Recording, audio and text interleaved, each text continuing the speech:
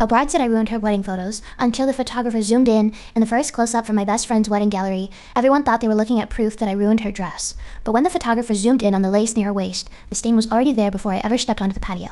Mara and I had been friends since college. She was the dramatic one, I was the fixer, and I thought that made us balanced. When she asked me to be a bridesmaid, she cried and said, "You're the only person I trust to keep me calm." Her wedding was at a vineyard outside Paso Robles, with white chairs between olive trees and a reception tent beside the vines. It was beautiful, but Mara had been tense since sunrise. Her curls were too loose. The napkins were folded wrong.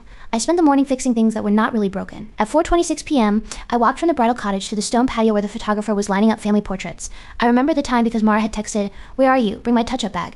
I had been steaming her veil in the cottage bathroom, alone, with the bag on the counter. When I reached the patio, Mara spun around and everyone went silent. There was a red smear on the front of her dress, just below the bodice. It was not huge, but against white satin, it looked brutal. Mara looked at the stain, then at the paper cup in my hand. It was cranberry juice. She didn't ask what happened. She just said, "You spilled wine on me." I laughed because I thought she was joking. Then her face crumpled, and she said it louder. "You spilled red wine on my wedding dress." I told her I had just arrived. I told her I wasn't drinking wine. I held out the cup so she could smell it, which still embarrasses me. Her aunt grabbed napkins. The planner ran for club soda. The photographer kept saying, "We can work around it." Mara stared at me like I had done it on purpose. The rest of the day was ice. I still held her bouquet. I still bustled her dress. I still gave my toast. And when I called her loyal, my voice cracked because I knew she had already decided I was guilty. 2 days later, she posted a TikTok from her honeymoon hotel room. She was crying in a white robe, saying her best friend had ruined the only photos she would ever have of the most important day of her life. She didn't say my name, but she showed a blurred clip of my bridesmaid dress and said, "Some people can't stand not being the center of attention." By dinner, my phone was unusable. Bridesmaid sent paragraphs. Her cousins called me jealous. Mara texted one sentence, "I hope someday you understand what you took from me." And the worst part is,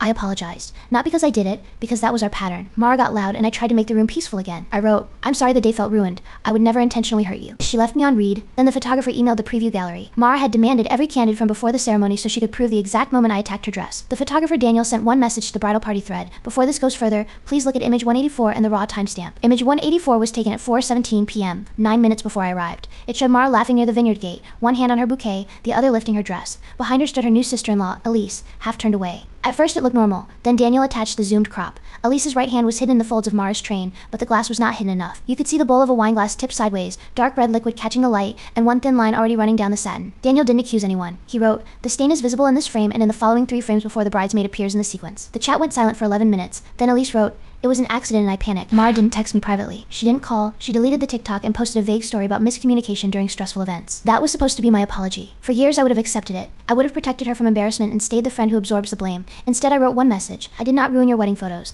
I did not spill wine on your dress. I am done apologizing for things I did not do." Then I muted the thread. Daniel later sent one reception photo. I was alone at the edge of the dance floor, holding Mara's bouquet while she laughed with everyone else. That picture hurt more than the accusation. It showed the friendship exactly as it was, me holding everything for her, even after she had let go of me.